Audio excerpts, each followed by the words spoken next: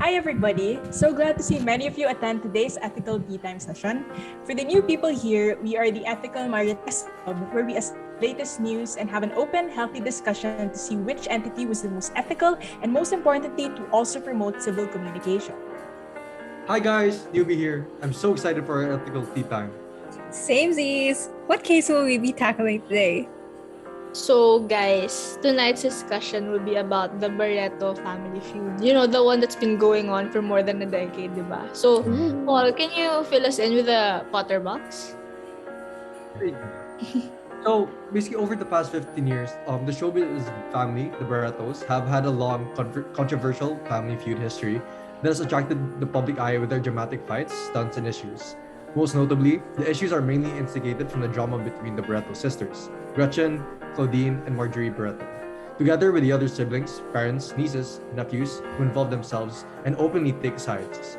The history of the sisters' on and off relationship the past decade include various issues that have started as early as the 2000s. And in 2004, Gretchen and Claudine were working together for a new teleserye. Gretchen pulled a stunt of walking out during a press conference when a reporter compared her to Claudine and reported that she was no longer in speaking terms with her after that. Later, they reconciled after a few months. And in 2013, their mother wrote an open letter saying that Gretchen was a liar for calling Claudine violent, and that Gretchen was out to ruin the career of Marjorie's daughter, which is Julia Barreto. And in 2014, Raymart Santiago, Claudine's husband at the time, filed a report accusing her of domestic and drug abuse due to her long history of mental illness, which caused Claudine to file the same report against Raymart. And in 2019, when Julia Barreto started dating Gerald Anderson, netizens started to accuse Julia as a third party of Anderson as the latter cheated on his former partner, Bea Alonzo. Julia then wrote a statement on Instagram regarding the controversy, where her other family members supported her. On the other hand, Gretchen chose to speak and accuse her niece of hiring a ghostwriter, which later made Marjorie change her Instagram biography to Ghostwriter, while Gretchen also changed hers to Ghostbuster.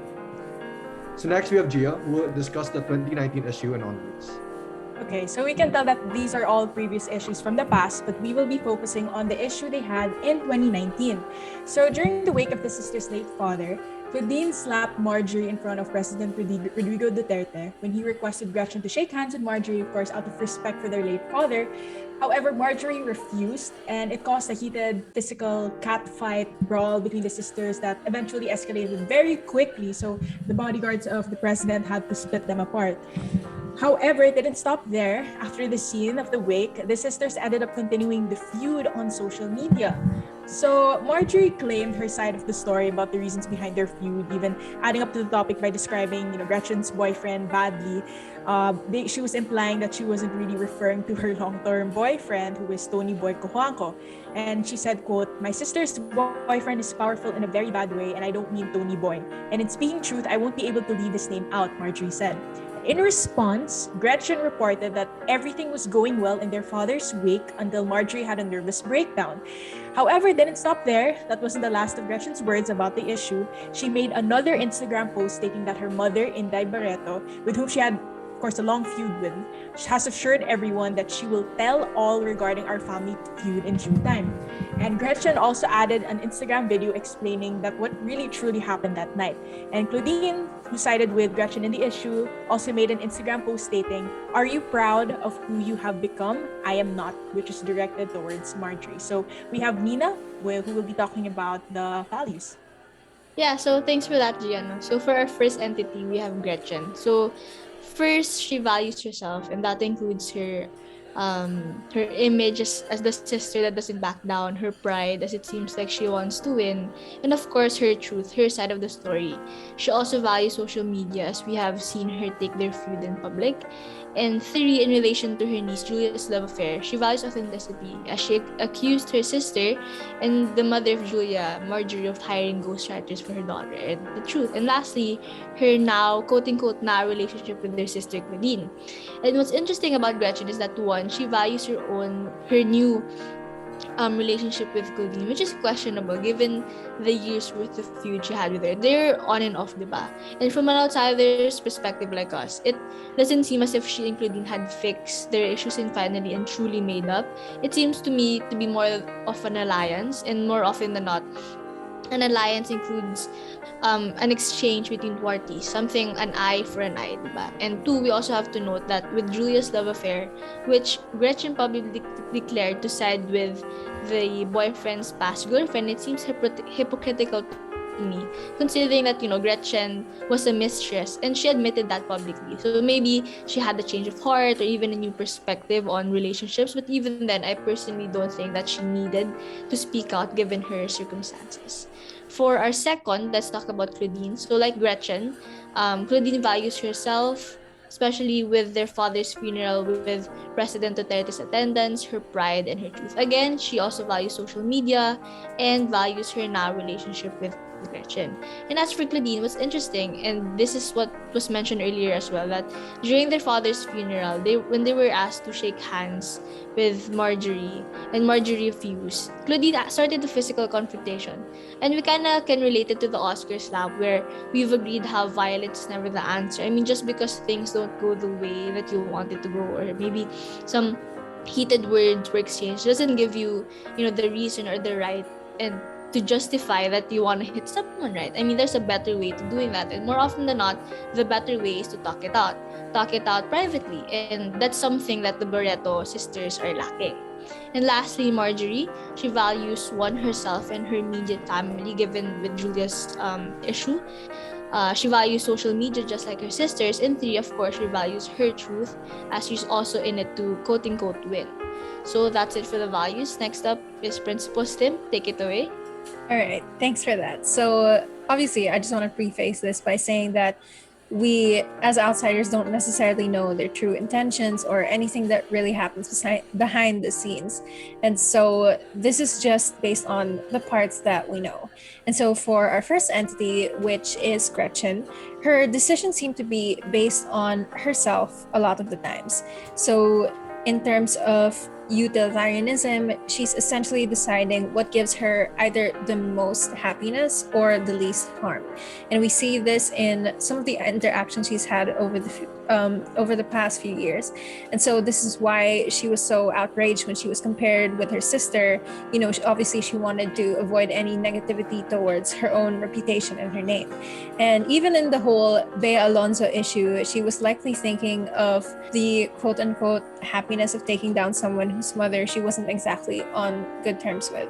And as far as the most recent issue was concerned, the 2019 issue, her decision to reveal to the public everything in quote-unquote due time may bring her some happiness as well, maybe through media exposure or trying to clear her name. And even though, as Nina mentioned, she doesn't exactly need to air all of this dirty laundry to the public, she doesn't really owe anyone any of those personal details. As for Claudine, it seems that she acts on virtue ethics, specifically the virtue of justice. And from what we know, justice is, in simple terms, to give what is fair to someone. And in this case, she gives what she believes is fair. And based on the stories across the years, she seems to act only when she's provoked. It's like a tit for tat type of situation. So if somebody attacks her, somebody insults her, someone she cares about, that's when she strikes back. And this is seen in, the way that she responded when she slapped her sister after Marjorie refused to shake hands with Gretchen during the wake. And it also matches the way she counter-filed the report from her then husband. And of course, it's hard to say that her responses are indeed fair or just in any way, but it's possible that she believes that they are. And for the last entity, we have Marjorie. And it seems that she follows duty ethics, specifically duty ethics in terms of being a mother. And this is the foundation for a lot of her actions. Sometimes her duty as a mother seems to outweigh her duty as a sister, because obviously as a mother, she has to keep the well-being of her children in mind. And that's why she reconciled with Gretchen years before, when this sister attended her daughter's birthday. And this is when she also rekindled the feud with her after Gretchen decided to defend Bea Alonzo instead of her own niece. And so it's definitely possible, although we can't say for certain, that the Bea Alonso issue was the reason for her not wanting to shake hands with Gretchen, even if somebody as powerful as a president asks her to. Of course, again, these are only small bits of info that we've gotten from the news, and it's hard to say what is going through the minds of these people. And so this isn't meant to throw any shade to any of the parties involved. We're simply trying to find out what could possibly justify their choices. And so in line with trying to gain the sort of understanding, we have the loyalties, which Paul will be presenting. Thank you, Tim. So, to begin with the loyalties, the first entity would be Gretchen Barreto. So, for loyalty to fame, Gretchen was the first one in the limelight. She was pretty much the eldest one in the siblings, and pretty much she was taken as a model at the age of 12. No one stopped her. Her parents didn't even stop her. In fact, she pursued that dream, which led 2 years later, it led to her being in the show business, which was she was discovered by Gustin Fiao in an advertisement. And for the next point, she's loyal to her friends. She has her friend from grade school, and to support her facts with their major with their sibling rivalry, that Montenegro said that they aren't rich and they aren't also poor. They're just pretty much in the middle class. And she stated that the beautiful houses they had were just rented. They didn't have a chauffeur, but it was JJ who drove the siblings to school. She also recalled asking her mother to talk to one of the priests in their school because the management was to lead Gretchen out of the classroom for failing to pay her tuition fees. And next is the loyalty to family, because JJ defended Gretchen and released a statement enumerating what Gretchen has done for their family, including giving up her education to put her siblings to school, to put food on the table, to pay for rent, electricity, and hospital bills when their father Miguel suffered from this heart condition. And pretty much all this part leads to the current 2019 issues, because Gretchen's loyal to the truth. When Gretchen and Claudine made amends on 2019 and went live on IG, they called out Danny Brato, who is Marjorie's eldest daughter, for basically lying, because they claim that on Danny's vlog, she stated that she's thankful that for her mother for raising Danny on her own, which isn't true according to Gretchen, because she was saying that they helped her and her family financially, and pretty much paid for her household. So Gretchen was pretty much offended and called Danny out by saying, so parang nung sinabi niya na my mama was the only one who there for me, who raised me. Ano ako, multo? Ano si Claudine? Multo? So, following to the next issue of the breakup of Gerald Anderson, Bea Alonso, and Julia Barreto as an alleged third party, Gretchen sided with Bea. She did not stay silent and wrote on IG, Team Bea for the win. She even accused Julia for hiring a ghostwriter and changed her bio to Ghostbuster. So pretty much fast forward to the present, Marjorie and Gretchen promised to tell pretty much the truth to everyone on what has been happening to their sister rivalry. So next, we have Raj to continue the entities for loyalties. Thank you, Paul. So for Claudia, on the other hand, she was loyal to herself and her image. So she was loyal to herself because of how she would act towards what is being done to her. As what Tim said, it was a tit for tat. So she would only act only if it's provoked and if someone creates an issue about her. So it's kind of like an eye for an eye deal. And if you do something wrong to her, don't be surprised if she has something planned to get back at you, right? So she was also pretty prideful of how she handled things. As stated previously, she would only act on something if she thinks that her pride is being threatened. And next would be loyal to family. So she stuck beside her sister to get through challenges and help her family whenever it's asked for, right? And it's as what Paul stated earlier. Now, she would be there for her family if they needed her, right? And next would be for Marjorie. So first would be she would be loyal to her family or to her daughter Julia. She has to be loyal to her own daughter because her family comes first, right? It's a different story if you're having an argument with, let's say, your own sister, and then, or let's say, and then your child gets involved, obviously you want to stick, or you want to stay by, so you want to stay by your child, no matter what the situation is, right? So no matter who would be in that situation, most probably those people would always choose to stick by their children first. So but there's a downside to this, obviously, as what Paul mentioned. There could be times that they can deceive their child, as like what Paul mentioned about Danny, and how she was deceived by her mom, that her mom was handled all the financial stuff in their family. She was the one that had the money to put her to school and everything, right? But as stated previously, that's not the truth. Like, her mom didn't do anything for that. It didn't do anything in regards to that. She didn't even credit her sisters for that, right? So I guess it's just unfair that you have to do that to your own child as well. And next would be she would be loyal to herself or her image. It's similar to the other sisters, you know. She would always try to stick to what she says, because it's always easy to say that, like, if someone has something to say against you, like, you can always say, how can you prove it, right? There's no other way for them to prove it. And even if there is proof that, you know, it did happen, it's still pretty hard to change someone's mind, especially if they're really firm, about what they believe in. So, and to conclude the loyalty, so, you know, let's be honest, in a situation like this, there's no one you can really trust besides yourself. You know, that's why I don't blame them for sticking to what they're saying, even if they're in the wrong, or even if it's inaccurate. So it's kind of like what they say in life, like, there's no such thing as bad publicity, because at the end of the day, they're celebrities. People will always be there for them. They will always have, like, groups of people backing them, right? So, and it's the same situation for them, that since they value their image, they're celebrities. People see them, people look up to them, right? So it's pretty clear that they would want to be as loyal to themselves as much as they can. So I think, Gia, you can go to the next part. So now that we've discussed the Potter box, we can ask, what is the club's verdict for this case? And furthermore, who was able to communicate in a more civil way? So I can go first. So I really want to keep this very short and sweet.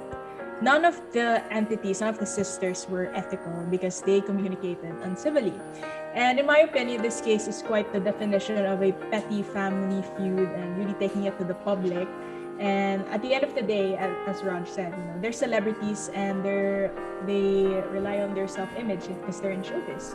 And the Barretta sisters don't really owe this family feud story to anyone. As Gretchen did say, I will tell all regarding our family feud in due time. And really, as much as truth-telling really is important and it should be valued, I really think that the more that they keep adding more fuel to the fire, they'll just keep creating more issues. And if they just keep making these dramatic stunts in social media and keep attacking each other, not have like a civil, open conversation with one another and make it private, you know, it will just create more feud. It will just attract more unnecessary, unwanted attention. And again, family privacy is also a value that the Barretta sisters should have valued as well, because, you know, they didn't communicate civilly. So what do the others have to say?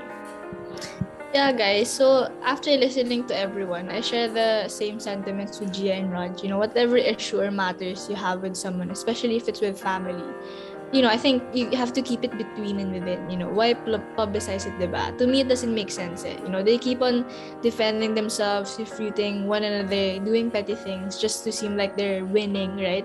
Dragging their own respective families to this, instead of them listening to each other, accepting that maybe they've all had their own share of mistakes. And, you know, the stamina they've had over the years, it's been going on for more than a decade, diba?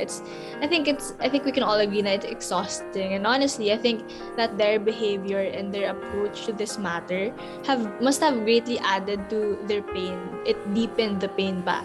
And because it wasn't resolved early on properly, the feud has now come to this. You know, we have sisters fighting, siding with one another, saying awful things online, and it became a you and me versus her problem, when it should have been an us versus the problem, diba? So what about you guys? Yeah, I agree with both of you. Would just like to add that this is at the core supposed to be a family issue. And if you go back to what family is in terms of, what we've learned in lessons, it's supposedly the smallest unit of society. And so that's like, a society in itself. And so in that, of course, it's trying to see their side. They haven't really, when you can't look for support in your own family, you kind of try to turn to outside sources, which is kind of what they're doing in a sense, in a sort of messy type of way. They're looking for somebody to take their side. They're looking for somebody to feel validated and to understand where they're coming from. And of course, back to civil communication. It's easier to see somebody from another worldview, somebody who grew up in a completely different stance, and it's easy to see why they have such different views, why you would be disagreeing with them essentially. But when it's somebody who's in your family, somebody who has more or less the same upbringing as you, and this is sort of the level of disagreement that you have with them, then it's just another story. But then at the end of the day, there still has to be some level of civil communication and just respect on all ends. And so, yeah. Yeah, I have to agree with what Tim said. Like, honestly, as I said earlier, they're celebrities, and the way they're treating the issue is kind of like a teleserye. Not gonna lie. Like, imagine like going to a wake and just randomly slap another person in front of someone huge, right? That's how it kind of looks like to me. And and as Jia said, the more fuel you put there, it's just gonna burn longer. And it's kind of similar to how teleseries work here in the Philippines too, right? Like, it's been running so long, and sometimes you just forget what's happening, you forget the plot, and sometimes some things are so irrelevant. It's so petty that it doesn't make sense to do, right? And the thing is, to make matters worse, they're grown adults. They're adults who should know the difference between right and wrong, and you can see how none of them have that, considering they do all of these petty things, posting online, even deceiving their own children, right? So I would say none of them would really be any good. None of them would do any good in this situation. None of them really acted civil. And I guess, Paul, you're the only one left. What do you have in mind? Yeah, I mean, I also agree with you, Rajak. Literally, it's just they're literally adding fuel to the flame. Like, they're also treating this like teleserye, because it's like an ongoing issue since like 2004. And then at this point, yes, again, they're celebrities, so it's like they're bringing this they're dragging everyone, their supporters, their fans along with them, which is, for them, it's probably also like giving them fame and attention to their family too. But at the same time, it's just funny how they always, there's times where like they make amends, and then right after that, drama still seeps its way through in them, and then like it's just another whole entire cluster mess of a drama in their family, and it's been like an ongoing cycle. So yeah, that's pretty much it for me. All right. I guess it looks like that's it for tea time with the Ethical Marites Club. Let's go. Ooh, that was fast. Ganun na. This is obviously an issue that hasn't been resolved, so we don't really know how things are going to go from here. Even then, we've been able to learn a few things about civil communication. Yeah. You really learn that communication is the key. Like, no ghostwriters, no whatever. And Yeah. if you get to do it properly and respectfully, you're good. But they didn't do anything. For sure. Hopefully things turn out well for them. Yeah, we can only wish them the best. But for now, this is the Ethical Marites Club signing out. Bye!